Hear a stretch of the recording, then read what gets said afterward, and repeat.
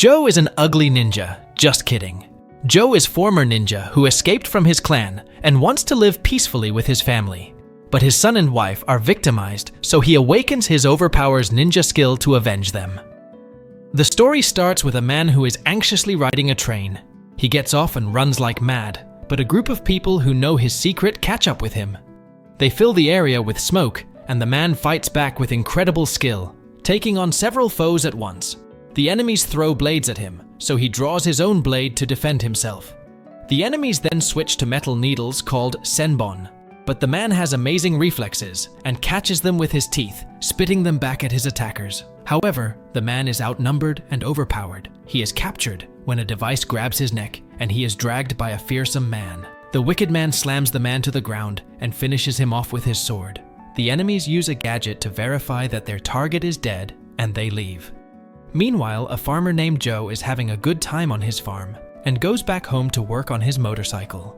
He plays a game with his young son, Kyle, who tries to surprise him, and he tells the boy that he can see behind him. Joe's wife, Sarah, comes in and is shocked by how dirty Joe's face is. Kyle says that his mask is like the ones that the Oni wear, but they are evil people. Joe cautions him that the Oni might mistake him for one of them, but Kyle is confident that his dad will protect him if they ever show up. Joe jokes that he doesn't know if he can beat these imaginary creatures, but Sarah says that she will handle them for Kyle. Joe teases that he needs to finish fixing his motorcycle quickly. Later, a news report says that the man from before was killed, and Sarah is worried that it might have been the Oni. Kyle agrees that it was them, but it's time for him to go to sleep.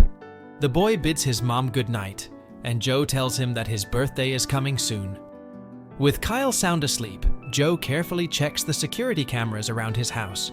Sarah is troubled by the way the man was killed and the fact that no one knows who he was.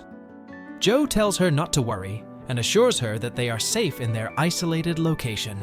Sarah is especially afraid of someone called the Reaper, but Joe says that it can't be him since he always worked solo. The story continues with a scene of how careful Joe is about concealing their identity as he erases their fingerprints from a doorknob. The happy family goes on with their tranquil life as usual, and Joe tries his best to be a good father as he makes his son smile. One night, the news reports that another person was killed by a mysterious group. This is one of several deaths that have happened lately, so a big investigation is launched to find out what is going on. On Kyle's birthday, the loving family has a nice barbecue.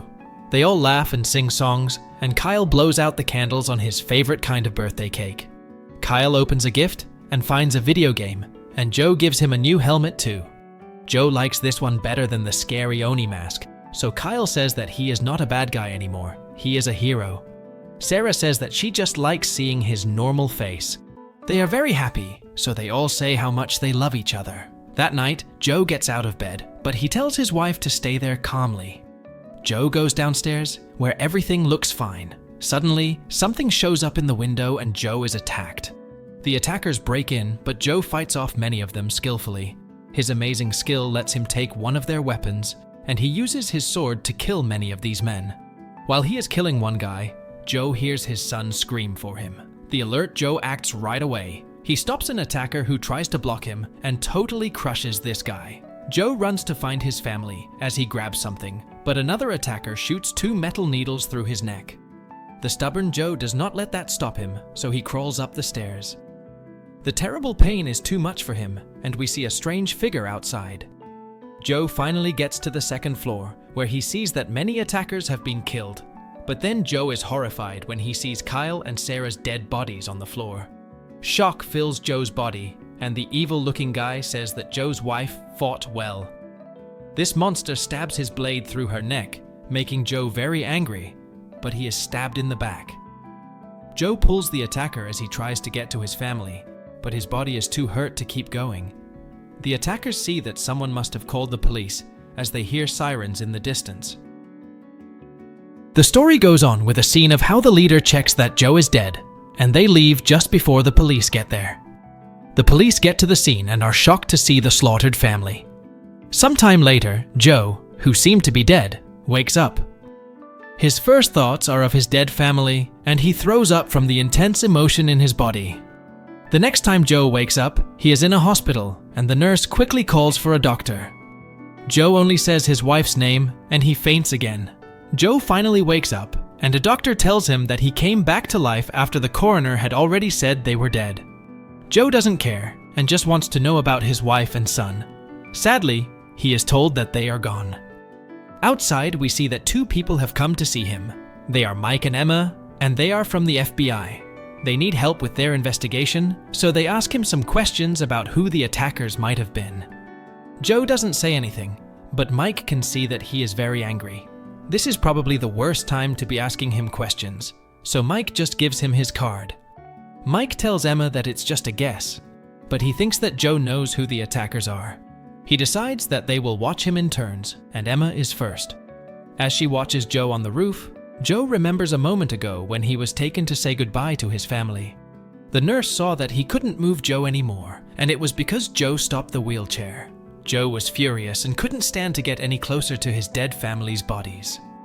Back on the roof, memories of his wife and son fill his mind, and Joe starts to snarl in anger. His anger gets to its peak, and he reaches for his wrist again.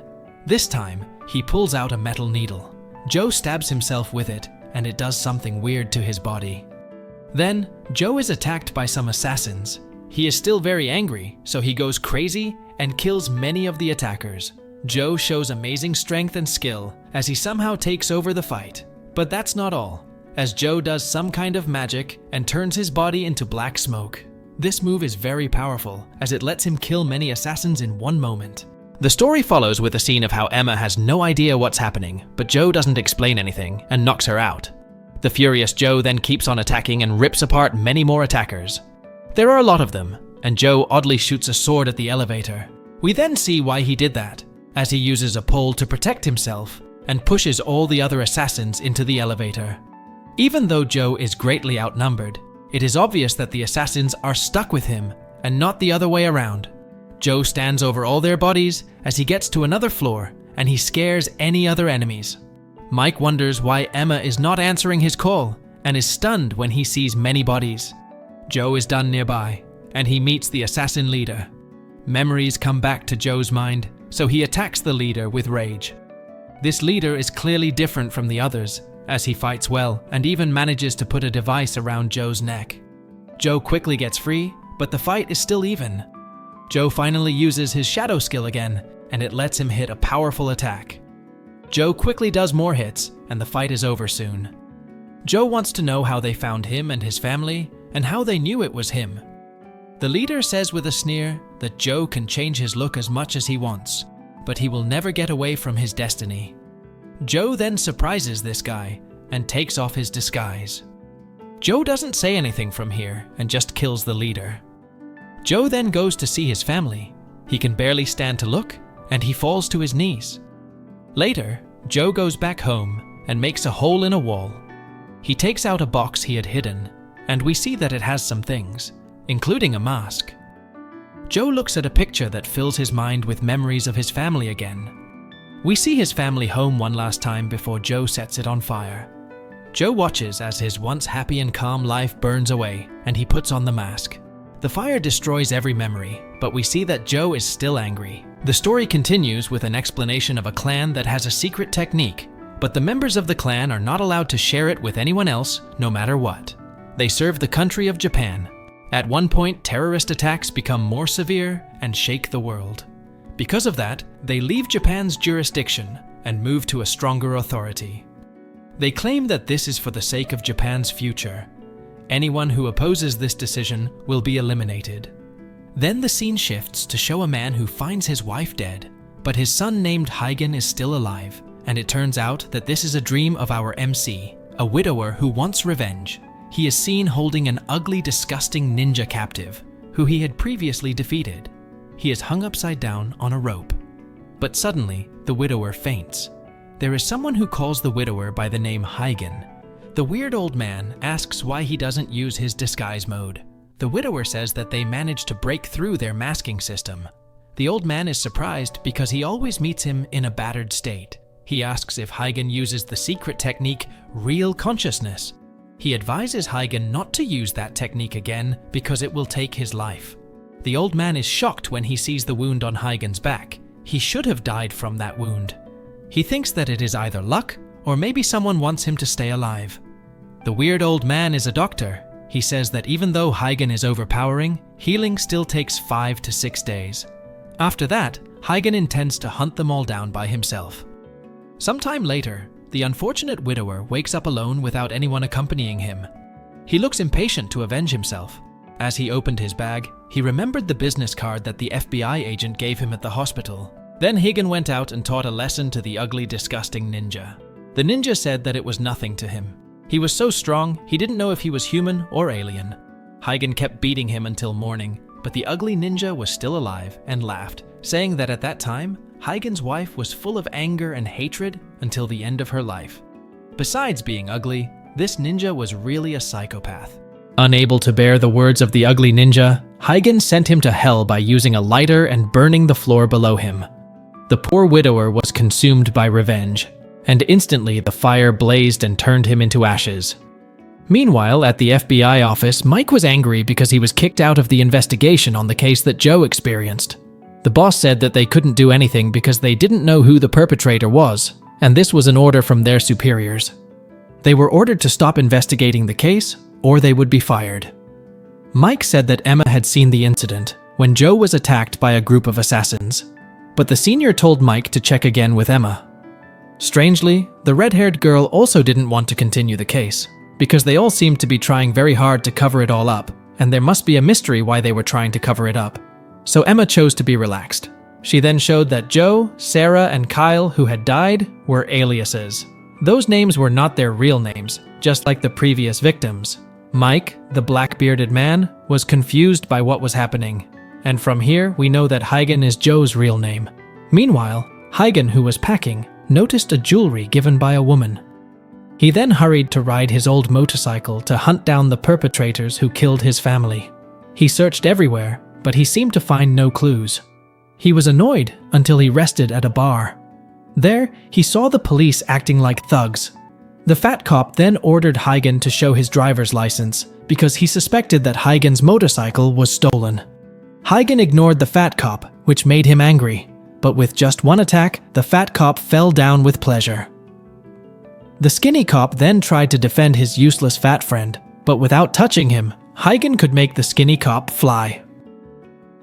The old guard looked happy but sad because his bar was a mess. Feeling desperate, Huygen decided to contact Mike. Meanwhile, Mike scolded Emma, who was busy playing VR. In this era, technology was developing rapidly, thanks to a company named Euza. Mike then got a phone call from an unknown person who was definitely Huygen. Mike was shocked and immediately ordered Emma to track Huygen's location. Mike asked who Joe really was, because Joe Logan was a fake name. Suddenly, the poor widower smashed his phone, cutting off the signal. But Huygen called back and said this was Mike's last chance. Mike asked what he had to do. Huygen wanted them to meet somewhere, and Mike would choose the location. Meanwhile, Emma failed to track Huygen's location. The widower was very clever. After that, Huygen went to the place. On the way, we saw an advertisement for a technology company named Euza. They made all kinds of technology, from cradles to graves. Huygen went to the rooftop and observed the situation there. Meanwhile, Mike had been waiting for Huygen at the Chinese restaurant with its very talkative owner. Huygen then entered and quickly approached Mike's seat. Mike thought Huygen had died falling from the roof. As proof, Mike asked to see Huygen's face, but Huygen only showed Mike's business card. Mike was not satisfied with that. Huygen walked to the door until Mike stopped him. Then, Huygen seriously asked about a clue to the incident that befell his family. Mike would give it to him if Huygen was willing to cooperate. Huygen agreed, but Mike foolishly confidently pointed a gun at Huygen because he didn't want to work with him. Mike forced Huygen to tell the incident on the hospital roof at that time. But suddenly, an Euza Eats courier came to pick up the order. Mike continued his question, but another Euza Eats courier came again. Mike then approached Huygen to hold him, but someone came in. Mike thought he was an Euza Eats courier and told him to leave. Unexpectedly, the man quickly attacked them. Luckily, Huygen was able to fend off his attack. The man used 2 sword weapons. Mike still tried to make himself useful even though he was a burden. Huygen unleashed his shadow technique that took the form of the god Ashura. Huygen fought the ninja like Zorro in Ashura mode. But the ninja apparently brought a friend, but they were just dust for our widower, until they both were knocked down and went to hell. Mike was surprised to see Huygen's ability, then asked again who he really was. He answered Peking Duck. What the heck? Mike asked where the real Joe was, then Huygen showed his Joe mask. Huygen admitted that he was a ninja, just like the ones who attacked him. Mike, the noob, was shocked and half scared to hear that. He seemed to pee in his pants. And suddenly they were showered with bullets from outside the cafe by mysterious people. In a matter of seconds, Huygen had disappeared and he was on the rooftop. Mike was amazed to see the ninja's weapon that managed to injure his armor. He thought that their technology couldn't possibly make that weapon. Then Mike and Huygen looked at the Auza ad in front of them. Does this have anything to do with Auza? Meanwhile, somewhere, someone named Zai reported that Huygen was still alive. Meanwhile, in the middle of nowhere, a crowd of people were seen dreaming of heaven so intensely that their blood splattered onto a 10th-rate Statue of Liberty knockoff. A useless bald man was seen terrified, pleading to God to stop the devil. But God didn't grant his prayer. A pair of giant hands attacked them until their car crashed and exploded. There was an ugly, disgusting man licking a cell phone-flavored ice cream. He said the woman in the photo was quite a catch. He then went to the ninja headquarters that looked more like a haunted house. The ugly man felt his job was very boring if he had to deal with those minions seriously. He spoke to a man in front of him named Master Yamaji. Yamaji informed him that a sword is a weapon without instinct, but according to this ugly dwarf, his way of picking up was outdated. Adhering to oaths or codes of ethics was not their style. He wondered if Yamaji was still smitten with that woman. For Yamaji, outcasts are no longer considered ninjas, but enemies to prevent the secret ninja techniques from being exposed. They all had to be eliminated. Higan was one of the elite ninjas with many fighting techniques in Japanese history. He was the most ferocious ninja among the ninjas. Although they had killed him before, he came back. According to them, Huygen used a forbidden technique that could only be used by senior ninjas. To find out, they had to be able to send him to hell, and they were preparing it. There was another way, according to the dwarf, that could make Huygen beg for mercy and then kick his butt. He remembered someone who could be relied on, the Angel of Death. Meanwhile, in a warehouse, a man in a white mask told Zai, the Angel of Death, that Zai had sent many of his former colleagues to hell.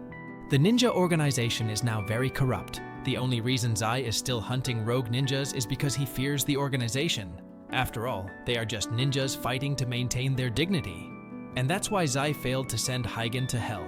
Huygen has proven that ninjas with ancient beliefs will not lose to people like Zai. The rogue ninjas will not be afraid after knowing this. He will tell Zai, who taught him to use the sword. The man in the white mask then attacked Zai while reciting a poem. The swooping bird attack was so powerful. But Zai still held on and asked why he didn't avoid his secret technique again. Suddenly, he realized that Zai's sword was in his body. He surrendered and will wait for Zai in hell.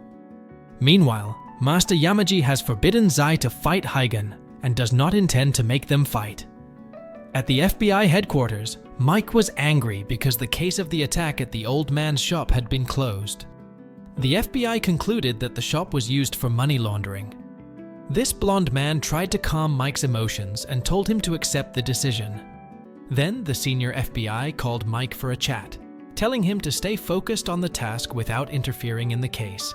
He suggested that Mike better think about retiring peacefully while fishing and enjoying whiskey. But Mike doesn't like fishing and prefers sack. This made the senior intend to send him good whiskey products and a fishing rod. With a suspicious face, Mike asked if the fishing rod was made by Auza. The senior then left without answering Mike's question. He gave an envelope containing a retirement letter for Mike. Meanwhile, somewhere, Huygen, who was making a sword, was reminded of his late wife and child whom he loved. His hands were shaking, then he took a breath as if he was about to do something serious. Not long after, Mike arrived there and was angry because Huygen had called him to a place that was as unclear as your future. Inside the warehouse, they discussed the weapon at the crime scene, made from a special alloy that only Auza had. The ninja who attacked them seemed to have a connection with Auza. Mike felt that Auza was a dangerous company because it made the FBI silent. Mike washed his hands, even though he almost died in the previous incident. Huygen felt it was nothing because they had sent his family to heaven. He would avenge them. Mike told him that he intended to arrest Huygen after Huygen had successfully avenged his revenge. He then burned his resignation letter because he was determined to protect the citizens from the criminals. Besides, he also didn't like fishing. For years of working, Mike had never dealt with strange ninjas. Huygen then gave Mike a drink as a sign that their alliance had been formed. Mike didn't expect this, but he had to repay those jerks. After drinking, Mike was surprised because it was not sake, but an energy drink. This poor widower indeed has a strange taste. When they were talking about Auza, suddenly the door opened and it turned out to be a Peking duck brought by Mike. In the evening, Mike was chatting with Emma, who was late to arrive there. It seems like Mike needs to teach Emma the definition of being late, but Emma didn't want to discuss it further because she had already gone to the trouble of coming here with her cool car. Mike wondered why Emma brought this trash. Suddenly, Emma pointed out that Mike's car was more fitting to be called trash. Then Huygen said that Emma's car was a vintage car made by the best designers in the 20th century. Emma was amazed to see Huygen, who understood so much about her old car. Huygen suddenly looked at Emma with a sharp gaze. Mike then told this useless ugly woman to shut up because they were going to discuss Auza. Emma invited them to get into the car. She showed the very futuristic interior of the car. The car was a large computer that she assembled herself, and all information about Auza had been collected in that old car. Auza is a multinational company that has many technology products. Its global market share is also high, so there is no country in this world without Auza support. But the growth of the company has raised many dark rumors, including journalists and organizations criticizing Auza experiencing mysterious deaths. One of them is the case of an ugly bald man who died mysteriously. He was a European politician who refused a cooperation offer from the Auza company. But now his successor is the opposite. He even attracts Auza to enter the country. And all those dark rumors are suspected to be related to ninjas. Mike felt dizzy facing the nightmare that was happening. Meanwhile, in a laboratory, the CEO of Auza was monitoring the development of reactor technology that could generate electricity in fantastic amounts. He is sure that this is the technology that will illuminate the future, and Auza will be the only best company. The world will be flooded with Auza technology products. After leaving the laboratory, Master Yamaji was waiting for him there. The CEO of Auza did not expect Yamaji to come here directly. He then handed over a photo, and the CEO of Auza said that it was a member of his team who was testing their latest weapon by making former ninjas as their experimental targets. And they still need a lot of data for that weapon. Yamaji suddenly stood up and said that Auza should not do such a thing again. On the other hand, Emma explained that if they wanted to find out about their actions and the ninjas, then going to Auza City would be a good first step. Surprisingly, Huygen pushed Mike, followed by a sword piercing Emma's junk car. Huygen then ordered Emma to immediately start her car. Meanwhile, the sword kept attacking relentlessly. With his inner eye, Huygen saw the position of the ninja attacking them, but stupidly, their junk car was hit by a truck. Huygen was the only one still conscious. He saw the ninja attacking them again, then he got out of the car and parried the ninja's attack. They crossed swords all the way to the rooftop of the building. The ninja quickly pulled out a magic rope weapon to attack Huygen, and Huygen once again turned into Ashura mode. It seems like he is a true fan of One Piece. That skill is very effective in making his enemies look like useless minions. The ninja fired a rocket from his mouth to attack Huygen, but this widower easily turned the situation around. He pulled out the device that was in the ninja's chest before dropping him down. Huygen was seen giving a signal to send to hell on that device, and the dwarf man smiled at that. Meanwhile, from afar, Huygen observed Mike and Emma, who were still unconscious because of the accident. Then suddenly, one of the cell phones belonging to the cell phone collector rang. From the cell phone, someone was heard saying that finally they could talk. The man had made sure that their conversation was not tapped by anyone, but he still refused to tell his name to Huygen. He told Huygen that Auza City was protected by various layers of security systems. Huygen would not succeed in breaking in if he was alone, and he intended to help Huygen. Huygen obviously did not trust this mysterious man. The man then said, Learning from others but not letting others learn from you. That is the true essence of ninja cunning. Huygen was shocked to hear that.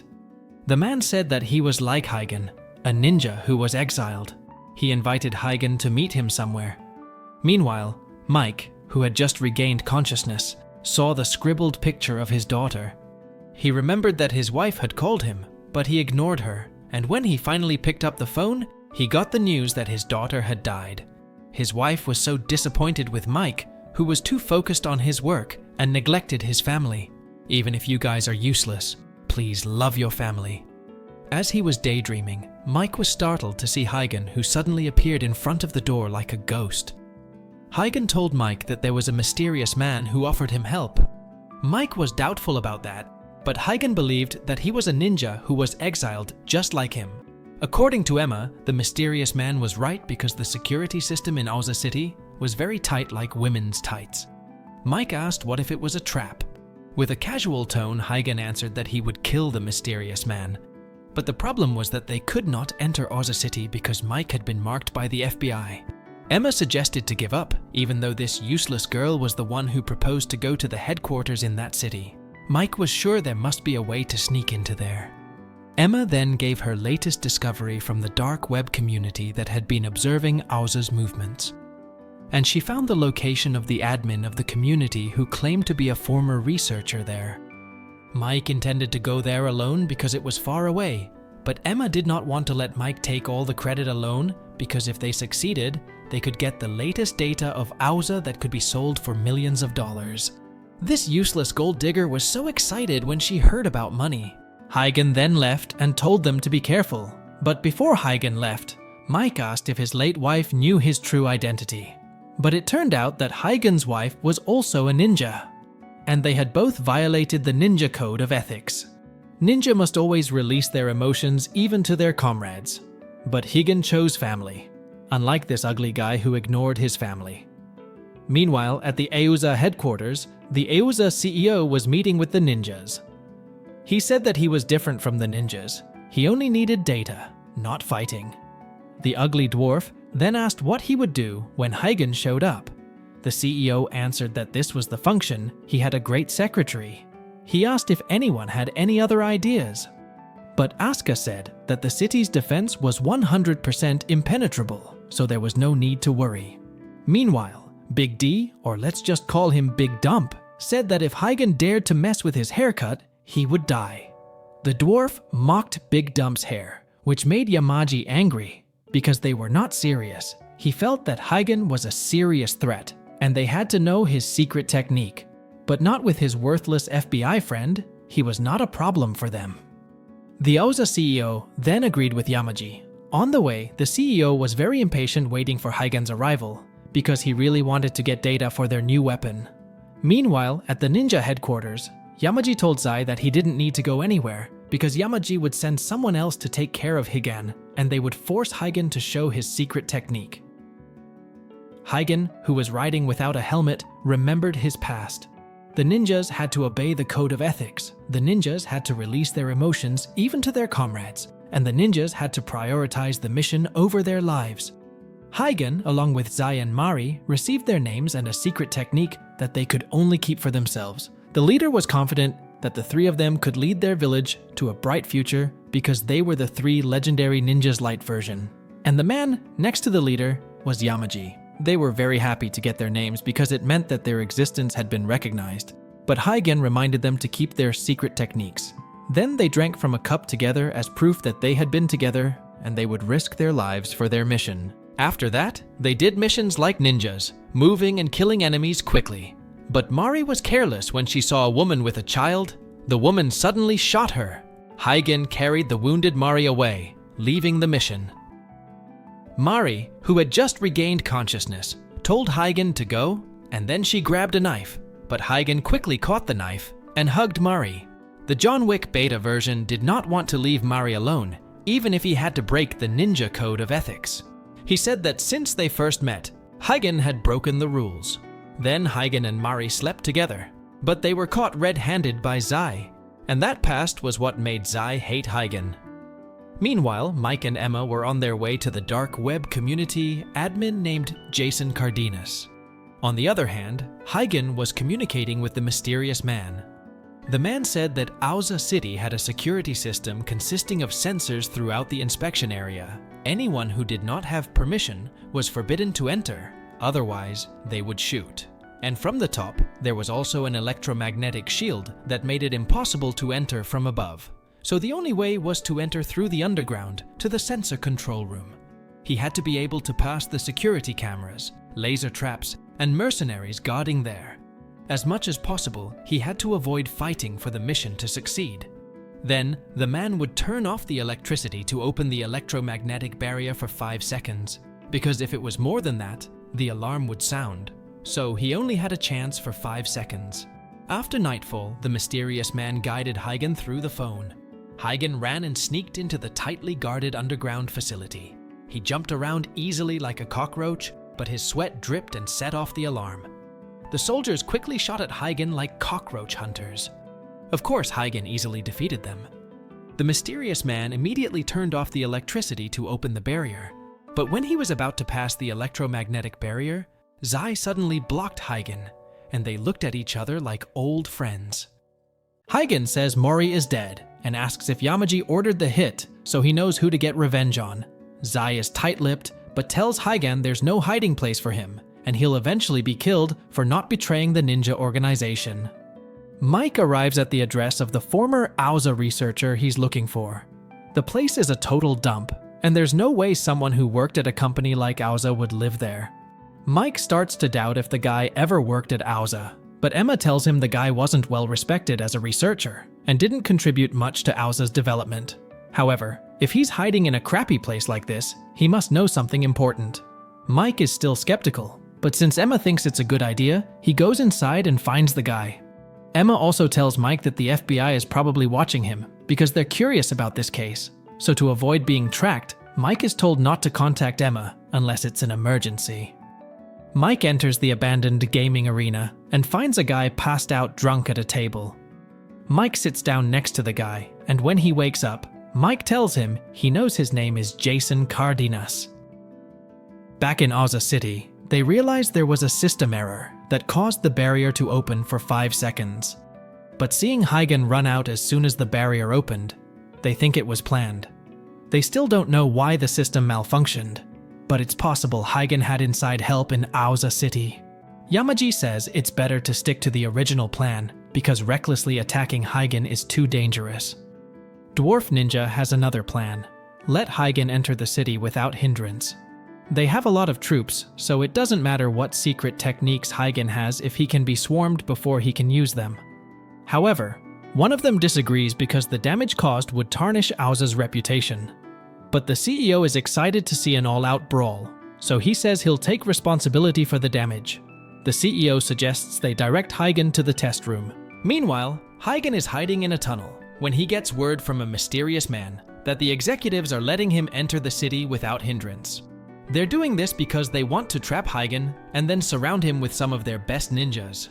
He warns him not to be fooled, or he'll be slaughtered. The mysterious man tells Huygen that he should leave at 7 p.m. because there is a parade in the city that will serve as a diversion for their fight. Meanwhile, at Jason's place, he asks Mike if he intends to blackmail him by threatening to report him to Aoza. But Mike has no such intention. He just needs his help to conduct an investigation. So if Jason tells him what he knows, Mike will let him go and pretend they never met. However, Jason is more worried because Mike was able to find him. Because if Mike can find information about this place, it's only a matter of time before Aoza can find him too. Mike looks around the room and sees an old-school game console in the middle of the room, but he's not interested in the console, but rather what's underneath it. Mike asks Jason to move the console so he can see what's there. In Aoza City, the festival has just started, and Huygen is on his way to enter Aoza City. He is being watched by all the bigwigs of the organization who have already seen his arrival. As he enters the sewers, he is immediately attacked by a squad of ninjas. Meanwhile, Mike enters Jason's secret room, where he has set up a secret server room to hack. He sits down in his chair and grumbles about how he can bring down Aoza. On paper, he resigned voluntarily, but in reality, he was worked over by the company until he was forced to quit. Mike understands Jason's feelings, but from the way he talks, it sounds like he was fired because of his bad personality. But the fact that he can go all out like this to get revenge on Aoza shows that he's good at his job. Jason is very sure that Aoza is not doing business properly, but no one believes him. That's why he's collecting their dirt to expose to the public. Because without enough evidence, people will think he's crazy. But Mike knows that Aoza doesn't play it safe, so he believes Jason. Mike also wants to bring down Aoza, so he asks Jason if he can hack their servers from here. Jason seems hesitant because Aoza's security is no joke. If he hacks, they can be traced. But Mike assures him that he can protect Jason. On the other hand, Huygen is easily defeating the low-level ninja troops. He uses bombs to divert their attention and continues to run while killing other ninjas. He jumps over a group of ninjas and grabs one to use as a shield. Huygen then puts a bomb in the ninja's mouth and runs away before it explodes. Jason tries to hack their servers, but unfortunately, he is unable to disable all of their servers. Mike doesn't think that's a problem because the important thing is that they can get information from the servers. After Jason successfully accesses the server of Aoza's engineering department, they find a research report from their latest experiment. But that's not what they're looking for. So they keep digging until they find the source code of the system. Still no use. Jason tries to find something else, but his access keeps getting blocked. Finally, he gives up on hacking the secret files and just peeks into the internal server, hoping to find a careless employee who has left a file. And sure enough, there is someone careless. They left a folder named Bound, which contains a list of aliases. Mike thinks it's used for the spies they have spread throughout the organization. As Mike looks at the list in more detail, he finds something that makes him wonder, because Emma's name is on the list. But he doesn't have time to think long. The alarm goes off. Aoza finds out they are hacking, so Jason's access is blocked. Jason's security system also tells him that there are armed troops targeting them. Mike and Jason run to the server room. They hide under the table as Mike turns on his game console. That distracts the mercenaries, who immediately start shooting at them. While they are busy shooting, Mike and Jason escape in Mike's car and manage to escape before being shot. And the one who leaked their plan to Aoza is definitely the FBI. That's why the mercenaries were sent to capture them both. On the other hand, Huygen is facing off against Aoza's mercenaries. Unlike Mike, they are scared to see Huygen. Smoke grenades are thrown, obscuring the view. When the smoke clears, 3 mercenaries are nowhere to be seen. 3 others shoot blindly, but Huygen emerges from the smoke, stabbing them in the neck with precision. While Huygen fights, Mike and Jason try to escape from the pursuing mercenaries. Mike calls Emma, but she doesn't answer. The situation gets worse when their car is riddled with bullets. Jason can't go any faster because his car is old. Mike sticks his body out of the window, firing back to distract them. Jason sees a truck driving ahead and takes the initiative to ram it, hitting the mercenaries' car. One car is destroyed, but another is still chasing them. Mike tells Jason to slow down and take cover behind him. When the car gets close, Mike shoots the driver right in the head, killing him instantly. Jason cheers, but Mike reminds them there's still one more in the passenger seat. Mike shoots through the window, causing the car to swerve and crash. Back to Huygen, he walks over to 2 security guards who have just seen him defeat the ninja troops. Their pay isn't enough to handle this situation, and they choose to run away. Huygen enters the elevator, and as he ascends, flashes of memory about his family appear, reminding him of why he's doing all this. He arrives in a large room and is surrounded by giant robots. The Aoza bigwigs are impressed that he made it this far, but his journey ends here. The CEO watches from his gym, and Yamaji from a helicopter circling the test site. Seeing Yamaji, Huygen immediately attacks him, but is hit by the ninja. His face is almost hit, but Huygen manages to dodge and counterkick. Unfortunately, the ninja's armor is too strong, and his attacks have no effect. Huygen is tripped and thrown into the air, pummeled by Big Dumb's giant fist. The attack doesn't stop, and Huygen uses his secret technique to disappear. The ninjas think he's going to attack, but he throws a bomb at the window and uses a grappling hook to chase Yamaji. Before reaching the top, his rope is shot off. Huygen falls to the ground, becoming the center of attention. Huygen lies on the ground, contemplating his family for a moment. He accepts his fate, accepting the possibility of his death. However, not wanting to die in vain, he uses a secret technique that risks his own life. He pulls out a needle from his arm and stabs it into his body. However, at that moment, Dilly attacks him and throws him towards the other ninjas. As they prepare to counterattack, Hygen turns the tables and stabs one of the ninjas in the head. But their armor still protects them from fatal attacks. Hygen throws a smoke grenade to obscure their vision. With his increased speed, the ninjas are unable to see his movements. He continues to stab them, looking for weak points in their armor, but it seems that the armor is completely stab-proof. Hygen prepares to use another secret technique to penetrate the armor, but before he can complete his hand movements, he is stabbed in the chest with a spike. His condition worsens. He is beaten and kicked by the dwarf and thrown like a ball until he is almost immobile. Just when all seems lost, Zai appears and approaches Hygen, who is still trying to fight back despite being helpless. He can only throw weak punches. Zai grabs Hygen by the hair and declares that it is time to finish it all.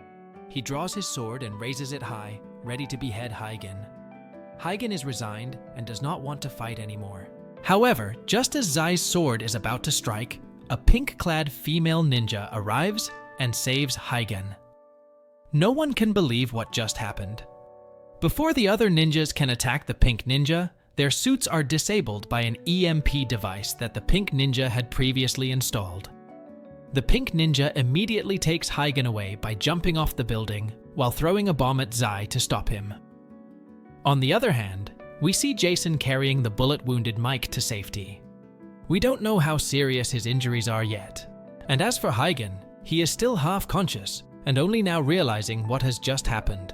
Although he survived thanks to this unknown ninja, what will he do now that he has failed to get revenge?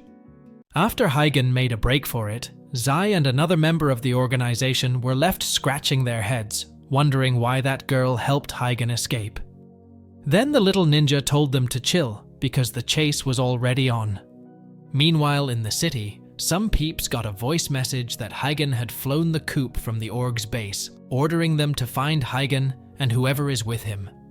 Somewhere else, Hygen, who's under medical care in a water tank, is told to keep still because he needs time to fully recover with this dope nanotech machine. The person with him pulls off their robot mask, and surprise, it's Emma. Hygen asks her if she's doing all this to get close to him, and Emma says she's on a mission from the org's leader.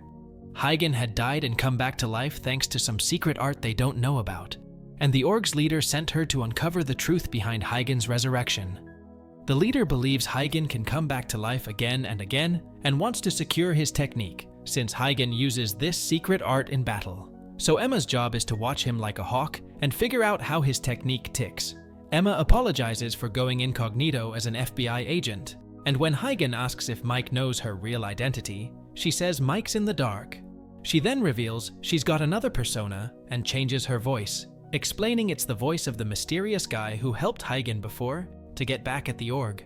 The girl tells Hygen that if he faces off against the top brass again, he's gonna die because their combat suits are super advanced, making Hygen's secret techniques useless. But no worries, there's still hope. She opens a box and shows a mask, saying the power of this mask can totally take them down. Switching to Yamaji, his assistant reports that a prototype combat suit has been stolen. Yamaji stays chill, saying it's not a big deal. He gets another update that zones D and C are secure. Back to Emma, who's sitting at her computer chatting. She explains to Hygen about the Kamui suit, a high-quality ninja suit that's perfect for all ninja moves.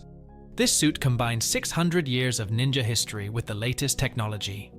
Hygen immediately asks what if their organization finds them. Meanwhile, the organization's spies are busy searching the city, telling Yamaji that other areas are also clear. We see a scene with Mike just waking up from a coma. Jason scolds Mike for not protecting him properly. Confused, Mike gets up and asks who treated him. Jason says a doctor friend took care of him without asking questions, but it cost a lot. They sit down, and Jason tells Mike that organization members usually don't show up at this time, so they're safe. Mike says he's being chased by the federal prep office, and he's sure they've been tracking him even before he left the city. Mike tells Jason he needs to stay close to Emma to uncover the organization's secrets. That's what he can do now. Back to Emma, who's struggling to assemble the Kamui suit, but fails because she doesn't have enough output. She looks at another suit and realizes it needs an energy reactor like the one inside. The problem is, parts like that are only at the organization's headquarters. Going there is like asking for death, but with no other choice, Emma decides to keep going. We see Huygen hit with a flashback to his past when the ninja organization wiped out his family. He remembers his girlfriend treating his wounds and telling him that people become weak when they're emotional and can't control their feelings. But imagine if your strong will could counter this by becoming elusive and hard to grasp. If you can do that, you'll be unbeatable. That's the ninja girl's philosophy. Be as cool as fire and as hot as ice, all by controlling your mind. Her smile lingers until Hagen wakes up, back to reality. Switching to Yamaji, he's getting a report from one of his spies that only this area hasn't been searched. They've noticed a significant spike in energy use at the water disposal site over the past 2 weeks, suspecting some big device is being used inside. Suddenly, an organization member appears behind Yamaji, telling him they'll go check it out, hoping to find and defeat them. Back to Emma, who's explaining that the upgraded ninja suit is called Kamui. It's a new design chasing the ultimate fighting ability, so it works differently from other ninja suits. This suit won't activate all its powers until it's synchronized with the wearer's mind. So, its function will follow the wearer's imagination at that moment. That's why the reaction time of this suit is faster than other ninja suits.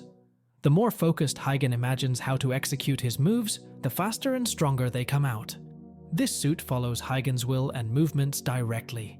But to get it going, a connection process in Huygen's brain needs to be done. Emma says this process will make Huygen sleep soundly and unable to wake up no matter what happens, even if his heart is stabbed. But she tells him to relax because if he dies again, it'll really be his last death. Turns out, Emma was the one who saved Huygen on the night his family was massacred. She used a secret technique to freeze all of Huygen's cells by hitting a specific point, putting his body into a temporary death-like state.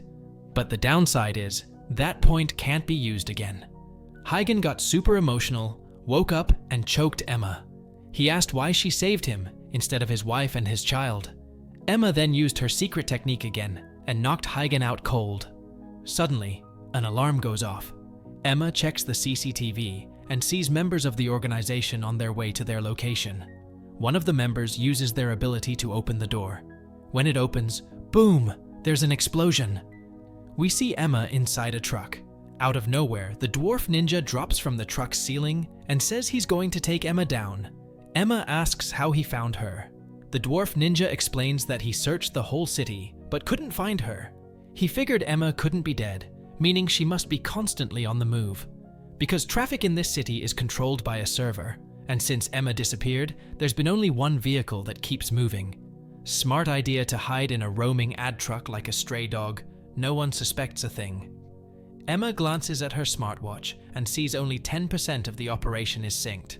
The dwarf ninja tells her that Huygen, the ninja, doesn't belong to Emma. Emma dashes to the computer to control the truck, but it crashes and falls over. Emma gets out of the truck in her ninja suit, ready to fight the dwarf ninja. The dwarf ninja says he's been wanting to fight someone in a ninja suit like Emma's to test his strength. They both get ready to fight. Cut to Mike, who's trying to contact Emma. He tells Jason they need to find everyone on that list. Jason is confused about how to track them down because he can't go back to his house thanks to Mike. That means hacking the organization's database is impossible. They need a computer, but Mike's no computer whiz. Emma's the one who knows about that stuff. Suddenly, Mike stops and tells Jason he knows where they can get a free computer. Back to Emma, who's in the middle of a fight with the dwarf ninja. She uses her electronic skills to call in trucks and planes to gang up on the dwarf ninja.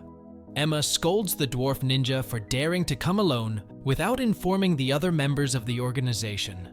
The dwarf ninja confesses he doesn't care about the organization's rules, he just wants to take Emma down. He claims no other ninja can kill them, which is why he's taken matters into his own hands. The dwarf ninja uses his fire powers to fight Emma. When Emma gets caught in a fire attack, she suddenly disappears. Then, out of nowhere, she reappears, but there are multiple Emmas. The dwarf ninja realizes Emma is controlling his vision and fights back with his massive firepower to burn all the Emma duplicates. Only the real Emma remains, exhausted like someone who just finished a marathon. The dwarf ninja approaches, lifts Emma, and beats her repeatedly. Meanwhile, Huygen is being sedated for surgery. It turns out there's a voice recording of Emma that's been inserted into his subconscious to listen to if Emma dies. In the recording, Emma reveals that it was actually Mari, Huygen's wife, who had saved Emma before. Since then, Emma and Mari have been secretly talking. Even on the night of the massacre, Emma actually came to Huygen's house to save them all. But it was too late for Mari and their son, Kyle. Huygen was the only one she could save. Emma apologizes for not being able to save Marie and Kyle. That's why Emma is so determined to fulfill Marie's wish. Because Marie's dream was to live forever with Huygen. The recording ends, and Huygen's surgery is completed very quickly. Suddenly, the city lights go out, and Huygen steps out of the truck wearing his super advanced ninja suit, Kamui. Those bigwigs got a recording of Huygen in that sweet new suit, and they're watching his every move. Now this little dude? He's totally obsessed with Huygen's new look, wants to fight him for sure. But when he tries to sneak up on him, Huygen grabs his arm, spins like a ninja boss, and kicks him flying into a building. Huygen walks over slow and cool, like he's about to drop the hottest mixtape ever. He pulls out his sword in one smooth move, ready to lay down some justice. But wait, this dwarf has a surprise. He breathes fire like a dragon wannabe. Luckily, Huygen leaps out of the way just in time. Now they're going all out, throwing punches like it's a crazy sale at the mall. The dwarf? He's loving every minute of it, with a huge grin on his face. He shoots these blue missiles at Huygen, but Huygen dodges them like a pro faster than a squirrel hopped up on Red Bull. Emma's words about the suit upgrade come back to Huygen. He focuses, gets in the zone, and dodges every missile like he's playing a ninja dance game. Finally, Huygen has the dwarf cornered. The little dude throws a massive fireball that could roast marshmallows. But guess what? Huygen's suit just laughs at the flames. He cuts right through the fire, stabs the dwarf, and drags him through buildings like he's redecorating. They end up in front of a bus, and Huygen's sword is like, "Hey dwarf, meet your new piercings." Straight through the chest, no takebacks. This dude's toast, blood everywhere. But guess what? He's still grinning like he just won the lottery. He admits Huygen's way too strong, but he's pumped with adrenaline and feeling like a true ninja. He yells, "Screw it!" and blows himself up with a bomb in his suit. But Huygen? Tougher than a $2 steak.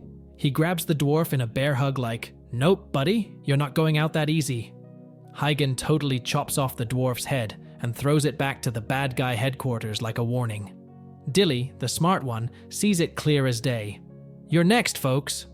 The CEO of this bad guy group? He's obsessed with Huygen's new ninja suit, like a kid who sees the last slice of pizza at a party. So the CEO is thinking, maybe we can talk to Huygen, cool things down? But Dilly's not buying it. Huygen's on a mission to make sure everyone in that group ends up like the dwarf. Meanwhile, the leader of the bad guys, Yamaji, stands up and gets serious. He's basically saying, "Hey team, let's step on the gas with our big plan. We gotta achieve our goals." Over at their secret hideout, Huygen and Emma are chilling, taking off their armor and relaxing. Yep, Emma's still alive and kicking. She tells Huygen that the other leaders in the bad guy group won't be making any moves soon. That crazy powerful armor they're wearing makes them basically invincible. So when Huygen took out one of them, it freaked them all out. They gotta come up with a new plan. In the meantime, another bad guy named Zai is having a meeting with Yamaji. Because of all the chaos, Zai's finally allowed to fight Huygen. Basically, he can do whatever it takes to take Huygen down. And Huygen? He's been staring at Emma like she's the last slice of pie left. Emma's like, "You got something to say?" But Huygen isn't asking about dinner. He wants to know the juicy details about Emma and Mary back when they were both alive. Turns out, Mary was like a guardian angel for Emma. She helped her go from a newbie ninja to the badass she is now. Imagine this, Emma's on a secret mission, about to stab a bad guy, when bam, a knife at her throat. But guess who's holding it? Mary, her mentor on the mission. Back then, Huygen, Zai, and Mary were the top 3 ninjas in the whole organization. Everyone thought one of them would eventually become the leader. Now, during their downtime, Mary asks Emma why she always wears a mask. Emma finally opens up about a terrible accident that messed up her face real bad. Her parents couldn't handle it and left her at the hospital. The bad guy group took her in and offered her a crazy deal: become a new person and live as a ninja.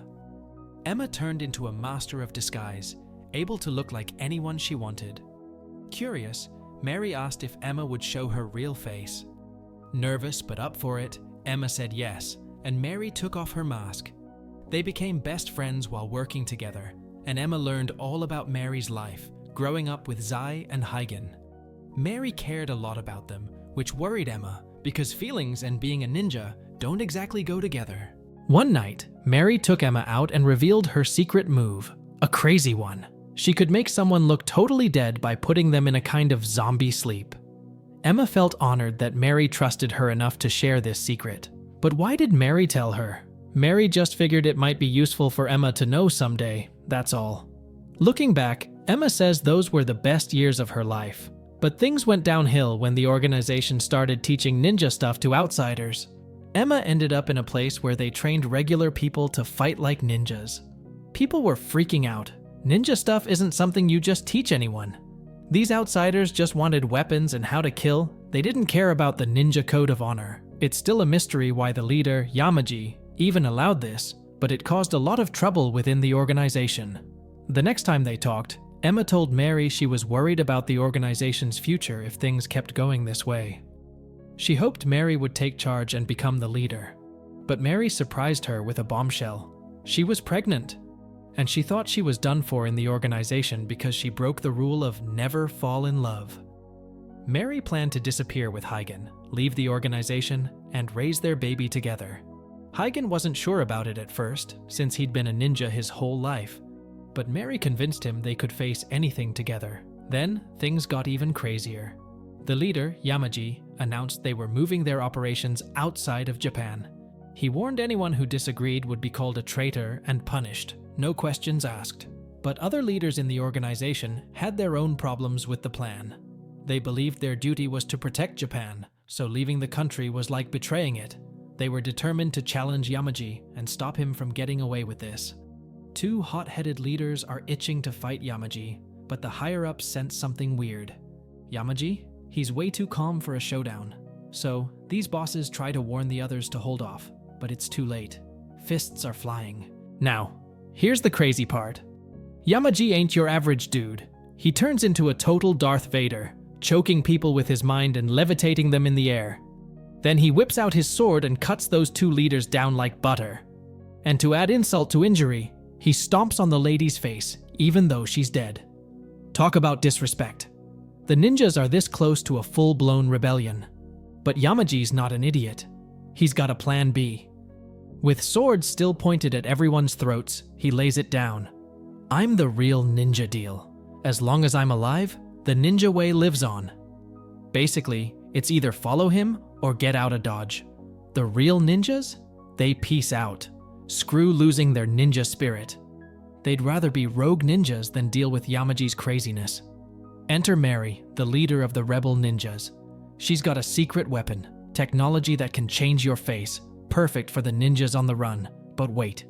On her way home, Mary realizes she's being followed. Guess who? It's Emma. Emma reveals she's on a secret mission from the dead leader, Yamaji. Her job? Decide if Mary's good enough to lead the organization. If not, well, Emma's gotta take Mary out. Dead leader's orders, right? But Mary's not buying it. Emma insists she has to honor the boss's last wish. She tells Mary to ditch the baby and become a ninja again. That's when Mary goes ballistic. They start fighting, and Emma's way more skilled than Mary thought. Forget the whole motherly Emma thing.